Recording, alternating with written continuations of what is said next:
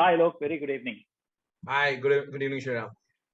Good to see you after a long time, and thanks for all the mentoring over the last 12 years. You've always been around for me. Whenever I've had any professional query, I've reached out to you, and I'm pretty sure, if not exceed, I'll live up to your expectations in times to come as well. So, thank you for joining me for this session. And it's a very freewheeling chat, Alok, something that you and I keep doing many times. And this is more being recorded for the audience, who are across the spectrum of retail, consumer, brands, as well as students, academia, and so on and so forth. So today we have Mr. Alok Gupta. He's a partner with Essar Capital, which is part of the Essar Conglomerate. And Alok was also my very dear boss at Cafe Coffee Day. He spotted me during my previous stint at Bangalore International Airport, and I joined Cafe Coffee Day, and under his leadership, created a new vertical for key accounts. And Alok has been a great guide, guru, and so on. So I'm going to make you talk more, Alok. Three questions, as I said, which we had discussed before. One is on the larger consumer enthusiasm currently. What are your key insights? What's your take? Maybe one or two industries that you can specifically speak about. Second, with regard to the core industry, for the record, Alok has also worked almost close to 2 decades with UB Group, and he was instrumental in creating the initial business plan for Kingfisher Airlines. So aviation, it's one of the worst hit industries worldwide, and India is no better. I'm going to take some feedback from you on that. And third one is on the startup environment, since your particular vertical also invests in a lot of startups and nurtures them. So in any particular order, Alok, these are the three things I wanted to have a freewheeling chat with you, and over to you. Right. So, Shriram, first of all, good to know that you're safe and your family is good, and it's always been a pleasure to talk to you. Um, my approach is there is certain amount of complexity in having a forward view of the world, but let's try and break it down into parts so that we can look at some simplicity in this in the future. Uh, so I think first, I think what we've gone through for the last 18 months, and this is likely to continue maybe for the next 6 months to a year, I think in many ways will have a permanent impact on the way we live, consume, and decide. So that's a given. I don't want to be judgmental about what we will choose, but we will choose differently, right? Um, Having said that, time has told us that as things will get back to normal, uh, a lot of things will also come back to normal. Therefore, to say that many of these trends will not get reversed is also not true. We know of enough and more people who are dying to travel overseas, right? It's just that permissions are not in place. But I guess the way we will travel, the permissions that will be required, the associated cost with it may push up, may change the way we plan to travel, right? So you just may not need a visa, you may need a vaccination certificate. You may, I remember if you're coming from Africa, you need a yellow fever. So there may be a vaccination required to travel. So I think things will change till such time the new normal sort of sets in. So that's one, I think, an important principle. It's a yin yang principle, that some things that change permanently, yet I think as things settle down, a lot of things will also go back to normal, right? Which one will settle in what way, time will tell us. The second trend clearly is that the O2O world, which is the online to offline world, we've spoken for a very long time.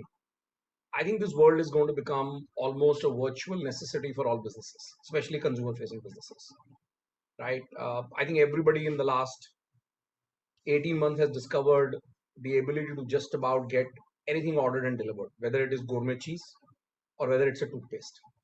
And the customer is saying, look, I am getting a much wider variety.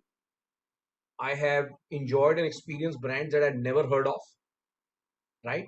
And I'm quite happy, right? What impact it will have on physical retail, I think is something that we need to watch out. But somebody's loss is somebody's gain, which means a lot of these newer brands that would erstwhile suffer to get a little bit of shelf space have got a new channel, right? And to that extent, I think that's a blessing in disguise for a lot of new brands, right? Whether it's in the food or beverage space, whether it is in the apparel space, whether it is in uh, generally well-being as a larger space, right? I mean, there are brands that we had never heard of and they existed, right? And they were struggling. So I think the whole O2O piece, the phygital piece, the ability to deliver physical and digital experience in a seamless manner is going to be extremely important for all businesses, no exceptions, to my mind. Which means a lot of traditional physical businesses will have to think, how do I create not a technology footprint but a digital footprint, right? Technology simply says I have infra and I have an app, or I have a website, I have a sensor. But digital actually looks at how consumers will connect with different ecosystem and different touch points, and how do I make sure that right from whatever the order cycle is, I'm able to sort of physically fulfill it, and if required, digitally even enable it. So which means there is going to be impact on consumption, which means there'll be impact on real estate mix, which means there'll be impact on supply chain. Will I mean, retail industry has been struggling with order and pick for the longest while. Will that sort of become a will that become a will that become an acceptable way of life? And which means that um, we may have a very different supply chain structure. We may have just a front face of a retail where I go and pick up. So I think uh, these are some interesting trends that I see. I think another interesting trend is that Indians have discovered India, right? And therefore, during the first wave of pandemic, during the break, and during the second wave of pandemic, especially the second one, when you cannot travel to any country, people are people. I mean, our human DNA hasn't changed, right? And the Maslow hierarchy is still at play, right? And we still need to consume those experiences, and therefore, by default, we have consumed places or local experiences which we had always wanted to do, but we preferred an overseas destination. It was Bangkok over Varanasi, right? Or it was London over Ladakh, or it was Tokyo over Rishikesh, right? We always, I want to do Rishikesh. I definitely want to do Ladakh. But when it came to deciding, this time I'll go here and next time I'll go there. So I think it's a big blessing if you ask me for the local tourism industry, right? Where people are coming back and saying, I went to this place, I had an amazing experience, and what a place it is. And they are giving excellent service, and the food is great, and the experience is great. And so I think the local tourism, to my mind, should be a big beneficiary. Now, bringing the aviation sector back, um, to my mind, smaller airports which didn't see enough traffic should start seeing enough traffic. Um, People like Oyo rooms should become relevant in time to come because their network is beyond the top 20 cities. So that's the way I see through the crystal ball, right? Um, if you do a rear view mirror, I don't think much will come out of it because what has happened, right? If the flights are not operating, they were not operating. So if marketers are constantly thinking about what opportunities emerge for me in whatever sector I'm in, um, and how do I enable their fulfillment, I think most of the businesses, in my view, will offer an interesting opportunity in its own way. So that's sort of my freewheeling thinking around how I think about the pandemic, right? Or how I think about how leaders, to my mind, are thinking about the current situation. Sorry, maybe I can just cover one area. Work from home, I think, is here to stay. Um, I think organizations built genuine capability of work from home environment, which is not just about an internet and about a computer.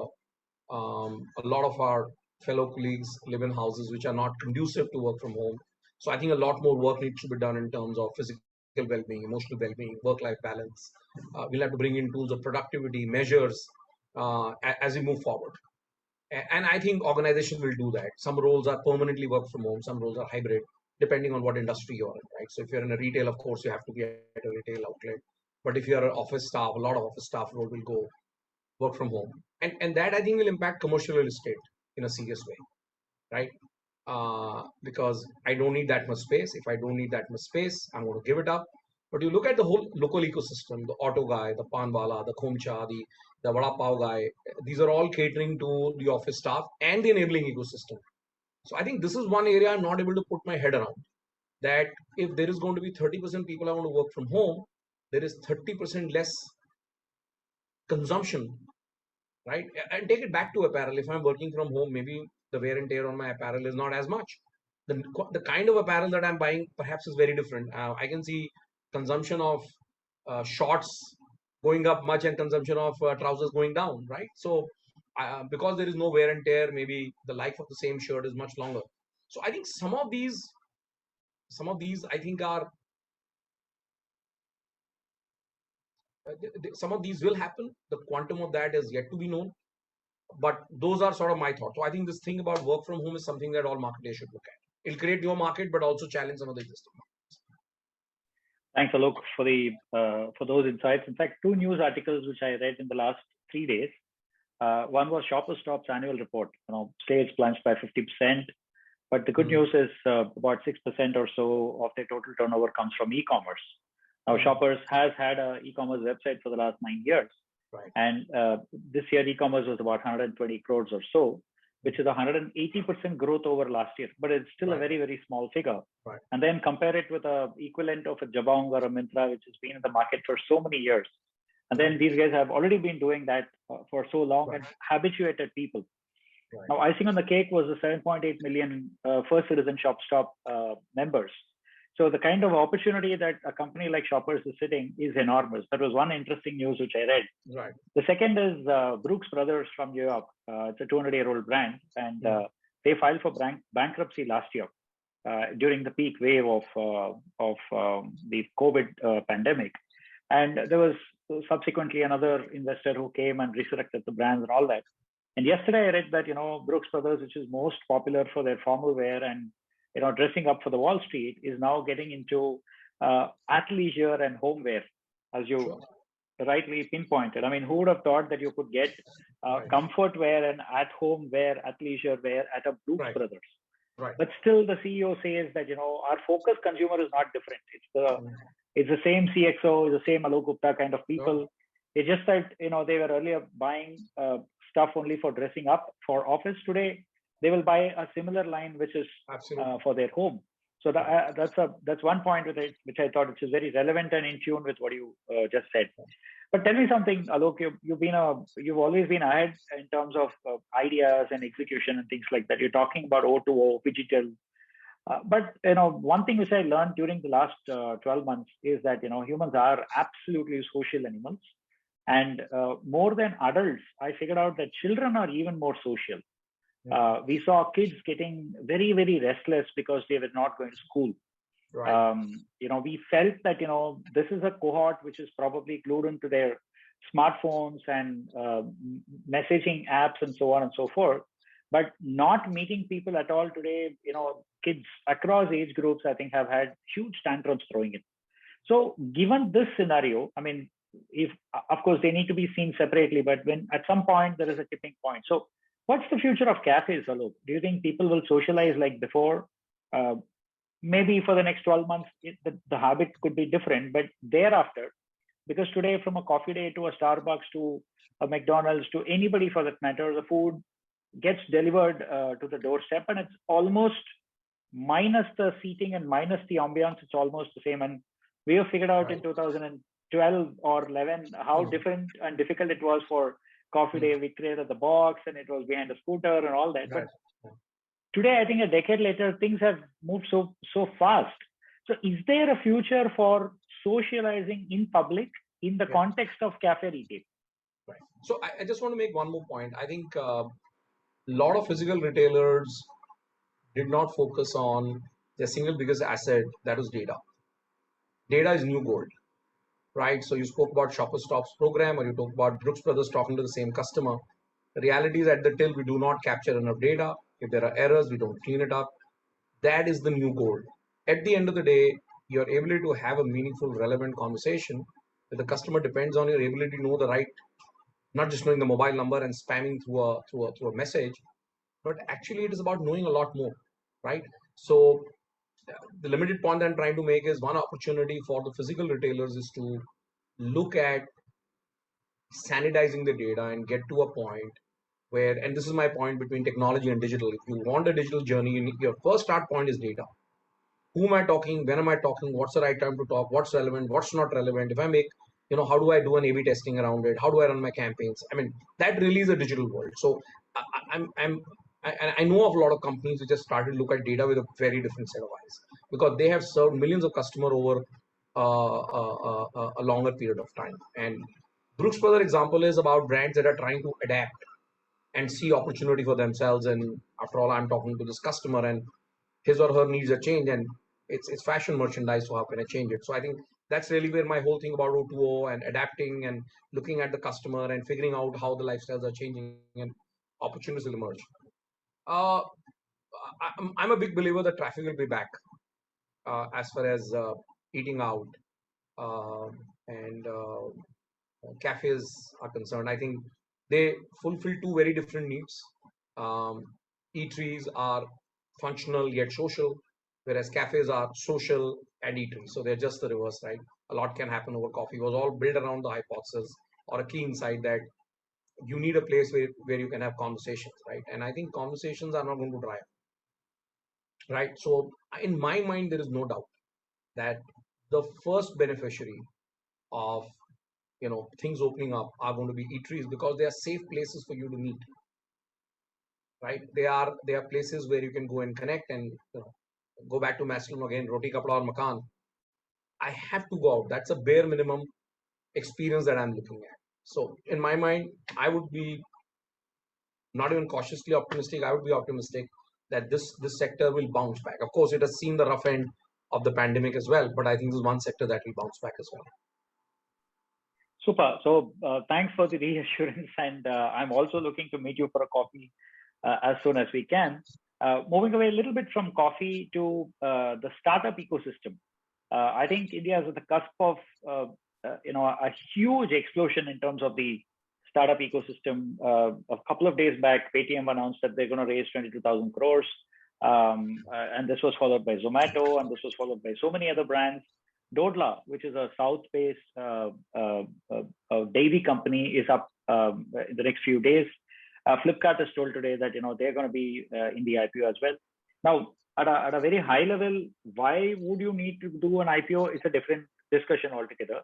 But coming back from a startup entrepreneur point of view, is it still a time ripe for someone to start or to restart? I mean, I have raised two startups, not so successful. I wouldn't call it a failure. A lot of learnings, but yeah, I mean, it didn't scale up the way I had expected. So is it now still an opportunity, especially in the consumer space, the retail consumer space, food, non-food, digital, and so on? What's your view and what's your take on the startup ecosystem currently, Alok? Well, I think it is thriving. Again, ideas, consumer ideas that are sort of meet the O2O sensibility, the phygital sensibility with greater dependence on digital, that are asset light in nature, will continue to be relevant, right? Um, um, the B2B businesses increasingly I'm seeing are getting a lot of attention, and they are getting more digitally platformed than ever, right? So and it is about how can I use technology from disrupting the supply chain, reducing my cost across the service profit chain. It is around how can I make my working capital cycle leaner? How can I bring in newer instruments of my working capital? And all this is happening through technology-enabled platforms. So whether it is my bill discounting on a technology-enabled platform, not going to a bank, and therefore creating access to new money.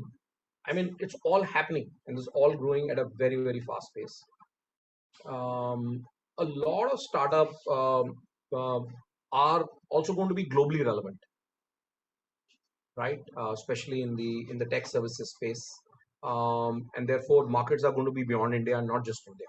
So I don't know whether that answers your question, but I think the startup ecosystem will grow at a faster rate, but the ideas will have to meet some sensibilities. I think if a word I may use is asset light, that ideas that are asset light that do not require tons of capex, largely, which means about physical ecosystem, right? I think the ideas they'll still attract a lot of capital. Super. Any one or two examples that you want to give where the audience who are watching this might want to explore in those? We are a $1.3 billion. So I think 1.3. let me just pick up one or two of the quick ones. I think we spoke about grocery retailing. If the click and pick channel picks up, then you don't need 10,000, 20,000, 30,000 square feet stores, or 5,000 square feet stores, as many as you need now. So it becomes asset light. You order on the app and you go and pick it up, or you can send somebody to pick up. Why do I need to go myself? I can get VFast to pick it for me, right? So that ecosystem I think will change very rapidly, right? I do not need to set up as many shops. Customers can order, I can deliver, they can get it picked up, right? I was talking today to an LPG distributor, and I'll tell you in what context. And they said that they are promoting a scheme that if you come and pick up the cylinder yourself, you get 25 rupees off. So Wow. I'm driving by and I can pick up a cylinder, right? So I think this entire hyper local supply chain, which is whether it is Swiggy's of the world and whether it is Zomato of the world or a Dunzo or a VFast, these will be used very differently, right? So that's one such opportunity. Instead of my car going and dropping a courier packet, I sent a packet today, it cost me 113 rupees from where I live to Dadar. If I had to send my car up and back, it cost me 400 rupees.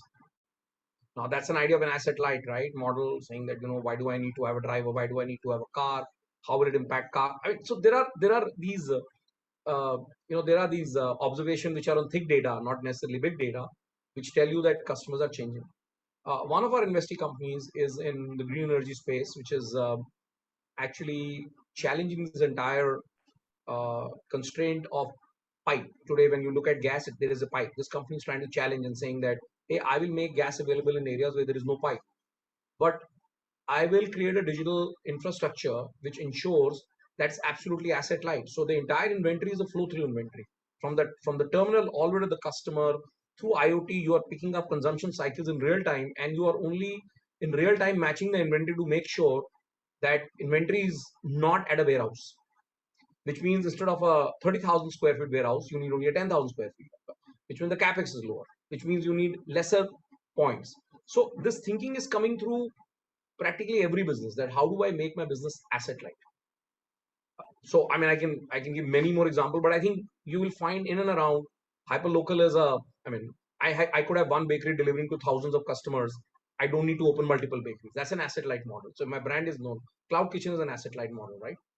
I mean, you've not even seen many of those brands on high street, right? Yet they're doing large amount of customers they're servicing on a daily basis. So I think asset light, digital, O2O, I mean, these are 3 or 4 things that I can think of which will dictate in many ways what the future of startups or future of consumption is going to be. On the B2C side, of course, B2B is a very different story, where technology is being used to figure out how can I make my service profit chain far more efficient. Super. Thanks so much, Alok. One last question. In the last 15 months, what's been your personal transformation thanks to pandemic? I mean, positive behavioral changes, more as a consumer, as a leadership, as a human, as a person. Have you learned something? Have you unlearned something? Have you quit something? Yeah, I think for me, it has given me it has created a moment of disruption, saying that you stop and think, right, about your priorities, and make some tangible changes. So I call them under a banner called Simplify, which is simplify your life, right? So I think connecting back with friends and family, spending time with them. I run something called Zoom pe Zoom. So, connecting friends over a drink over Zoom. So this is how you adapt, right? It's called Zoom pe Zoom. So I think a simple takeaway to my mind would be uh, so-called proverbial of work-life balance. I think for me, one big takeaway is that even after this you don't do anything about it, then you're a fool. Fantastic, Alok. Thank you so much for your time. A busy Pleasure, day, working day, Sriram. and you've always been there for me. Thank you once again. Is there anything else you want to add, or we can? No. I think I have shared sort of very high level thoughts or thinking how it's going, what's happening in my mind. But we can always connect if there's a follow up session required. Super. Thanks so much, Alok. With this, Take care, I'd like Sriram. to Stay safe. thank you. Thank you once again. Bye bye.